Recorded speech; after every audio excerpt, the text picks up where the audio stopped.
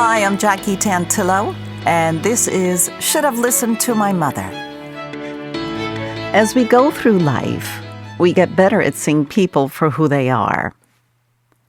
They say opposites attract, but it's also true that people with similar personalities stick together.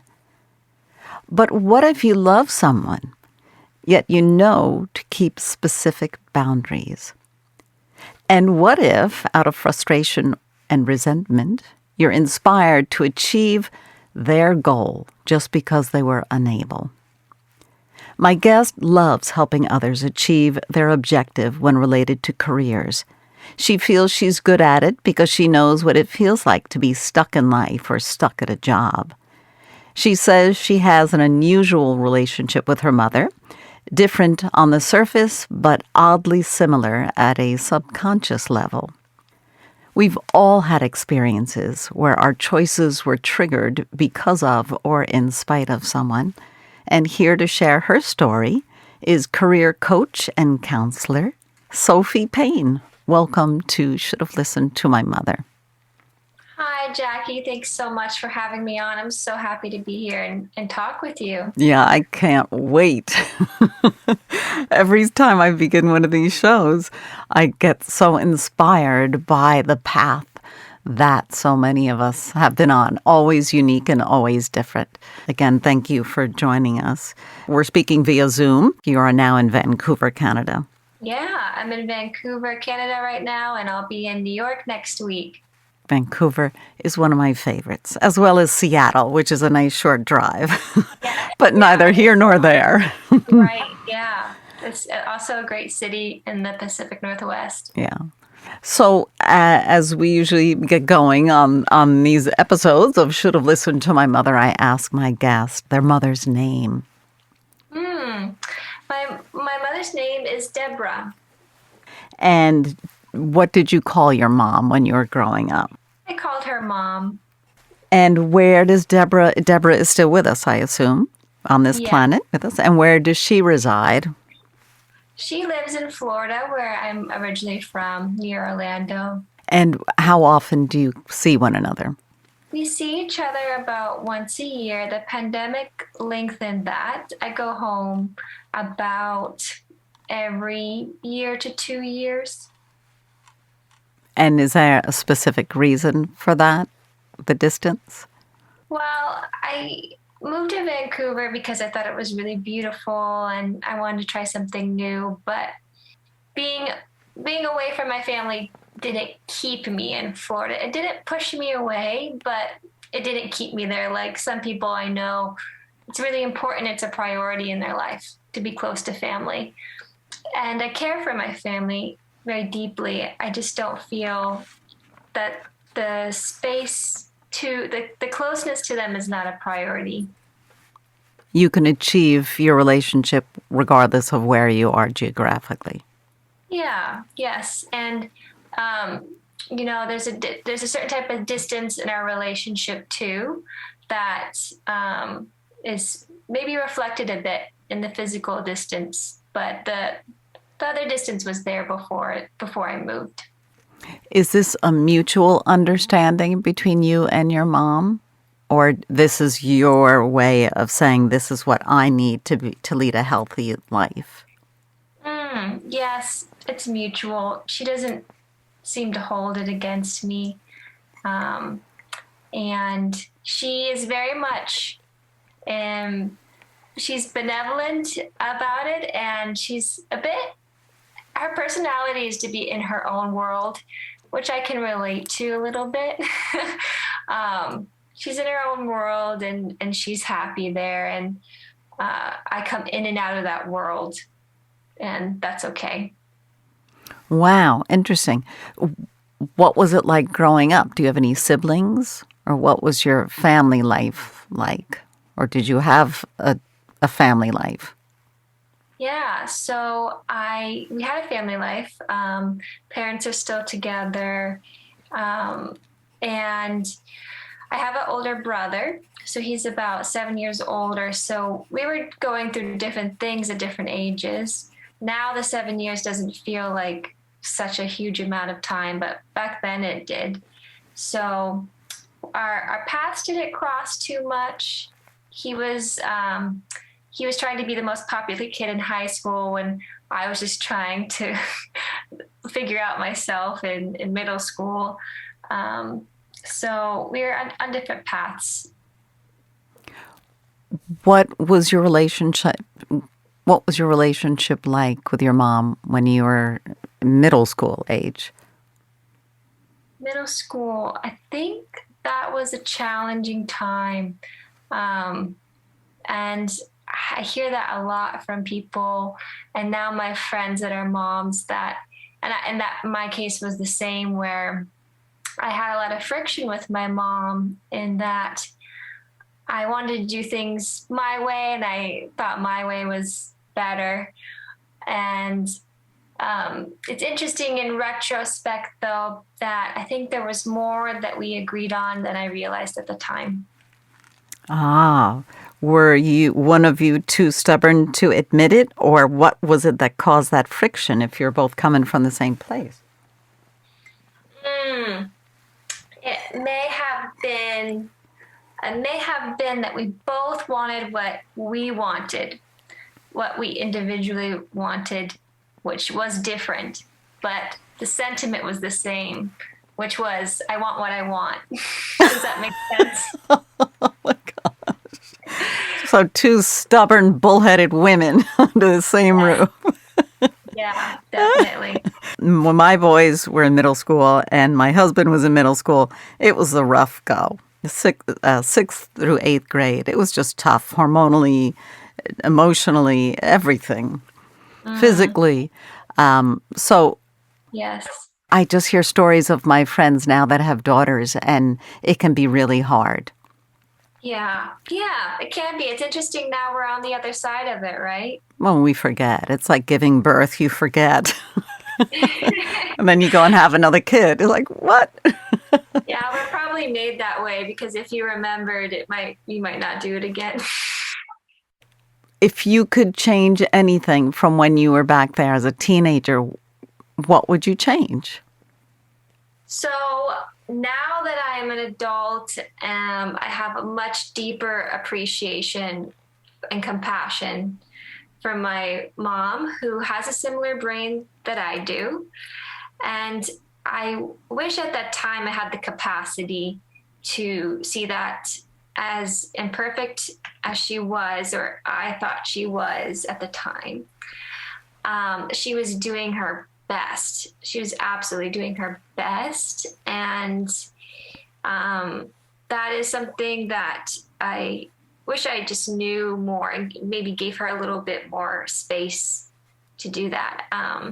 So I don't even have children. I'm 31, and being an adult is difficult. I can only imagine adding two children to the mix, having some other difficulties, and yeah, this fills me with compassion for her. As adults, most of us feel that way. Had we been wiser, or if we could go back and change it, we'd be more compassionate and more understanding. Because we were, had a lot going on in our head and our heart, right? And a bit of selfishness and independence, and we had to prove ourselves and all that kind of stuff. Was there something that you did together with your mom that you bonded on? That you were both coming from the same place and enjoyed each other's company? Yeah, that's a great question, Jackie. I think something that we really bonded over was when we could set aside the little things in our life that we didn't agree on. We really connected over this similar way that we think about ideas and concepts, and the way we think about human psychology. We're both really interested in what people think, why they think it. And we kind of get carried away with this kind of thing. And some of my work revolves around this too. A lot of my work involves how do we have work that fulfills us? That can be kind of an esoteric question, but that was, I think, fueled by the conversations I had with my mom when we were having a good time. not when we were fighting. Well, that's great that you can admit this and that you remember these philosophical conversations maybe or deeper conversations. That's pretty significant.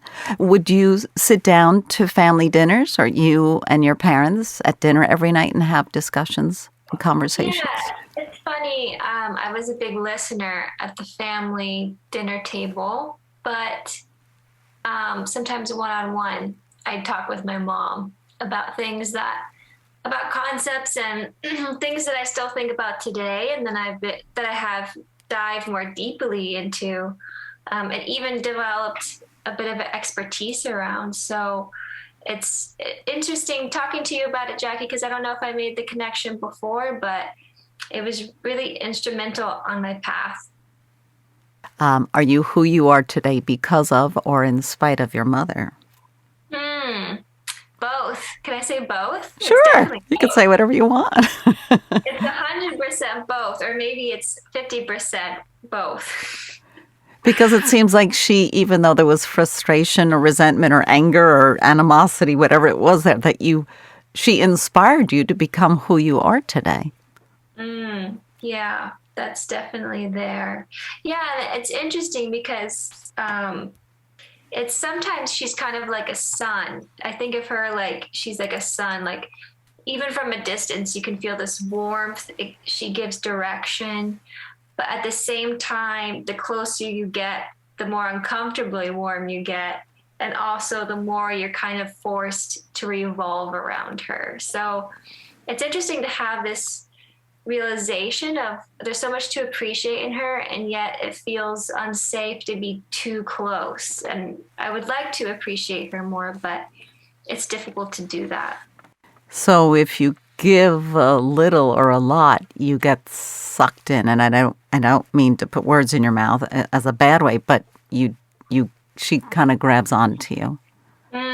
Yeah. She demands a lot from the people closest to her, which another thing maybe I don't want to admit.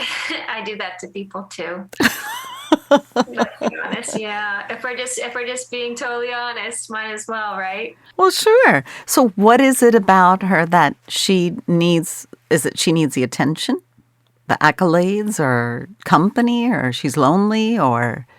I think for her, it comes down to support around doing things for her that helps free up her time so she can do the things that she wants to do. So she can be very demanding on your time and your energy that it takes to do the things she wants you to do, because she doesn't want to do those things, and she'd rather use that time and energy for the things that she enjoys. So can you just give me an example, a specific example? Yeah, like if this is a small example, but if there is a intricate fountain that she wants for the decor of her home, she doesn't want to clean it. She wants you to clean it so that she can do other things she enjoys more. So she wants to have something that may require maintenance, and this is a very like practical physical example, but there could also be emotional labor examples. But that's like a very tangible example. Interesting. Is she mechanically inclined herself? No, not mechanically inclined, but cleaning a fountain is not difficult.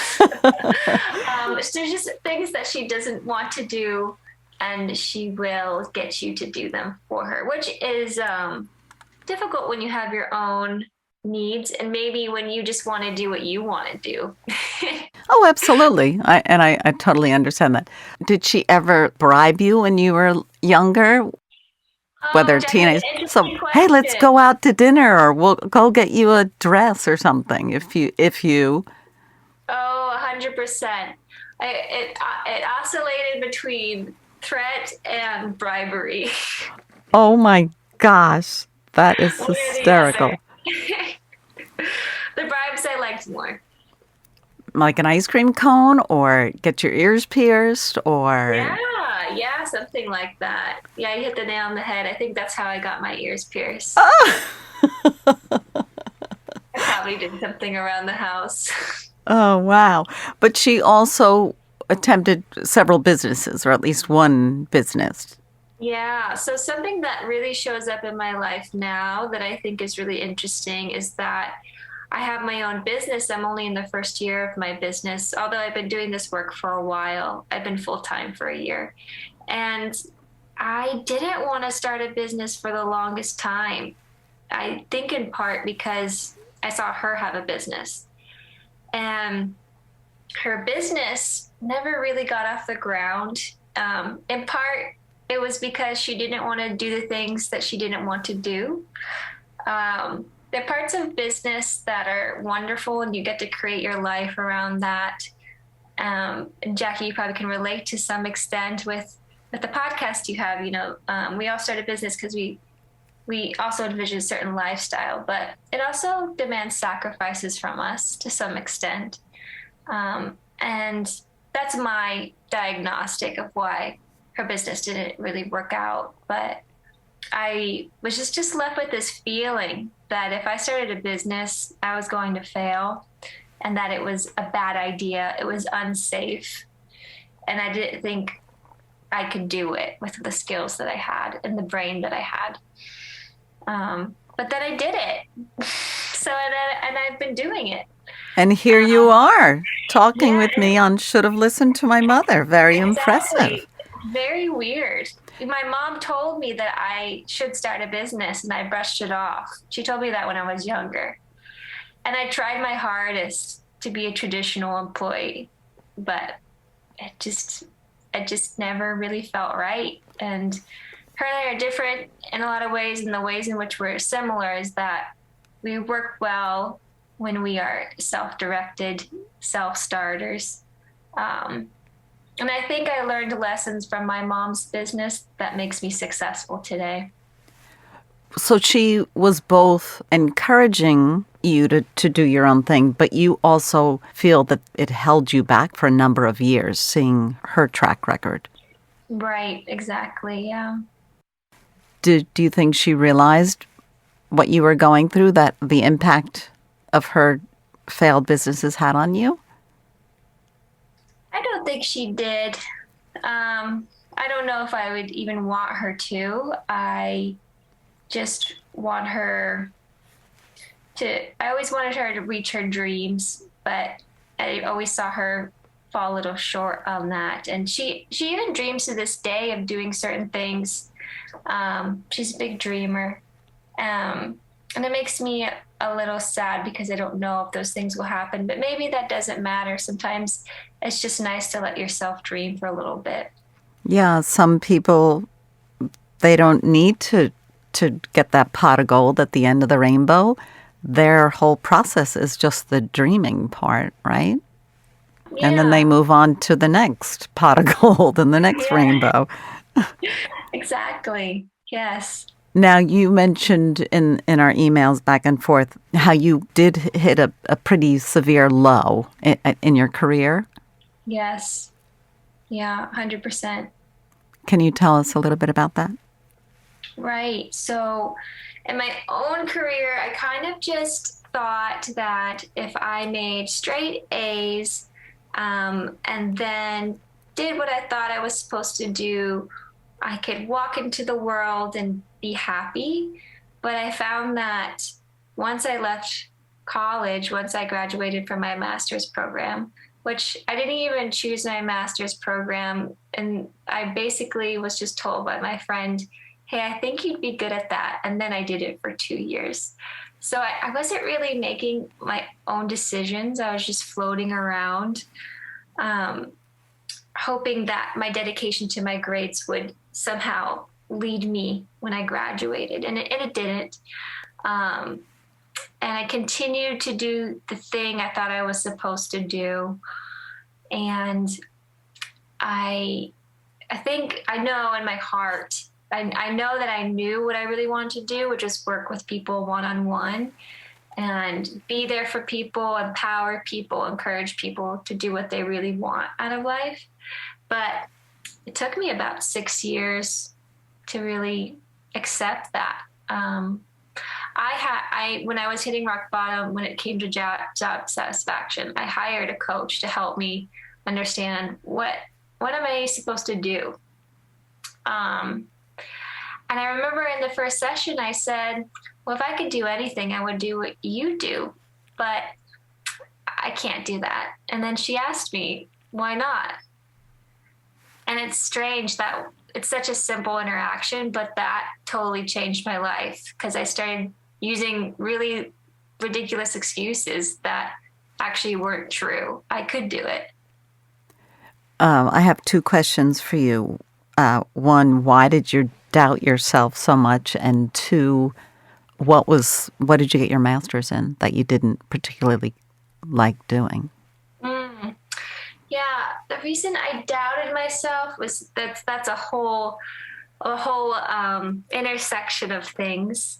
I think in part it could have been seeing my mother try at business and looking really hard and thinking that I couldn't go off and do my own thing. I'd have to follow a path. I don't think I trusted myself in carving out my own path. I saw my mom do that and it didn't really work out. So I think I wanted something more structured, but I wasn't finding happiness in the structure. So I really had to blow that out of the water and just do it. And then with my master's degree, it was in urban planning, which I enjoy. I have an interest in urban planning, but when it comes to the work, when it comes to sitting at the chair, actually doing the work, I don't like the tasks. My favorite part of the tasks were talking to people, interviewing people for community engagement. It wasn't most of the things I was doing on a daily basis. Interesting. But you were able to, that interest has followed through to where you are today, the interaction with people, the clarity, the getting the specifics of what interests somebody, what they want, what they don't want. It all kind of paid forward. Exactly. Yeah, that's why I feel like I've been coaching for a large part of my adult life without really realizing it. Your first name is spelled Sophee, Sophie, and your last name is Payne. And your website is SopheePayne.com. So if people want to find you, they can go to your website as a counselor and a coach for careers, and inspiration and clarity and direction. Yeah, all good things to have, right? All great things to have. And we all, at some point in our life, need to just, whether it's the one-on-one communication, which is, I think, what you are most interested in, we all sometimes need direction, that's all. Mm-hmm. Yeah, just a little bit of help can go a long way. So if you had, yes, I totally agree. I didn't mean to ignore what you said. I apologize. But all of a sudden I said, oh my gosh, if you could say something to your mom now, which clearly you can because she's still with us, but if you could say something to her that would help you, what would it be? I could say something to her that would help me. That's interesting. Nothing comes up for me. I don't know if I really need something from her. Maybe what would help me is to practice showing her compassion with boundaries. I think in order to be truly compassionate, inevitably you need boundaries. So I really would love to, maybe after this call, Jackie, I'll give her a call and I'll just listen to her and practice compassion with her. I think we all need to practice compassion. I think it should be in all of our lives because so often we're so quick to snap or jump or judge. So I love that you brought that up. What else can we tell my listeners about what you do and what you enjoy, how you enjoy helping others when it comes to finding a productive career, a happy career? Yeah, because I had struggled with this so much in my early to midlife, I'm so passionate about just helping people know that there's people out there to help them, that you don't have to figure it out all on your own, all inside your own head. There's easier ways to get unstuck in your career. And there's really so much potential for growth in the pain that comes from feeling stuck in your career. And I say this because I was in so much pain when I was feeling stuck in my career, because I expected it to fulfill me. And it was such a release, and it was such a transformational experience to question that and to grow from that. If I hadn't had that pain, I wouldn't be where I am now. So in retrospect now, I'm so grateful for that. And I strive to support people who they want to move forward. They don't know how. They don't know if they want to go back to school. They don't know if they just need another job. They don't know if they need to change everything. They don't need to know what they want. All they need to do is be open to what's possible and ask for support.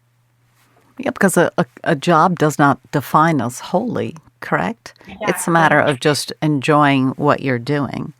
Exactly. And yeah, our purpose can evolve too. It can evolve from this one thing to an entirely different thing. It's normal, and it's okay. Thank you so much for joining me today on this episode of Should Have Listened to My Mother. My guest is Sophee Payne, and you can find her website at SopheePayne.com. Again, it's spelled S as Sam, O-P-H-E-E, and her last name is spelled P as Peter, A-Y-N-E, SopheePayne.com.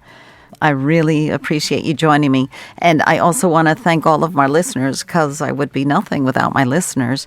And especially want to give a big shout out to KPPQLP in Ventura, California, 104.1 FM, and stream it on my tuner app on capsmedia.org/radio.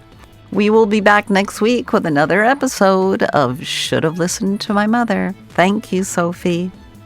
Oh, thank you so much, Jackie. It was such a pleasure.